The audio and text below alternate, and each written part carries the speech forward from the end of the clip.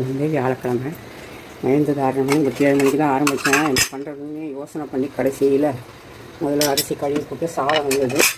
அடுத்து இங்கே வந்து கொஞ்சமாக மஷ்ரூமும் கேரட்டும் வச்சுருந்தேன் கட் பண்ணி, அதுலேயும் ஒரு உருளைக்கிழங்கு சேர்த்து மிளகெல்லாம் போட்டு ஒரு இஞ்சி பூண்டு எல்லாம் போட்டு சோம்பு போட்டு பொரியலாட்டம் செஞ்சுருக்கேன்.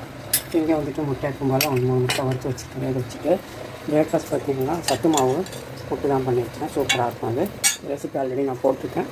எனக்கு இங்கே எனக்கு வந்து குழம்பு எதுவுமே இல்லாமல் ஒன்றும் சாப்பிட முடியாது. அதனால் பையனுக்கும் குழம்பு இல்லை, தைசான் தான் கிட்டப்பாங்க. இங்கே என்ன வச்சுருக்கேன் அப்படிங்கிறது அப்புறம் காட்டுறேன். சாப்பாடு கட்டிட்டு காட்டுறேன். அப்புறம் இங்கே தயிர் இருக்குது, இங்கே மோருமே இருக்குது. ஃப்ரெண்ட்ஸ் இது என்ன காட்டுறேன்னு சொன்னேன் இல்லையா, காஞ்ச சென்னாகணும் ட்ரை ப்ரான் இருக்குல்ல, சின்னது ஸ்மால் ப்ரான் குட்டி குட்டியாக இருக்காங்க. அது போட்டு வெங்காயம் தக்காளி போட்டு அப்படியே தொப்பு தான் பண்ணியிருக்கேன். இங்கே திக்கானு கேரட் வைக்கிறேன்.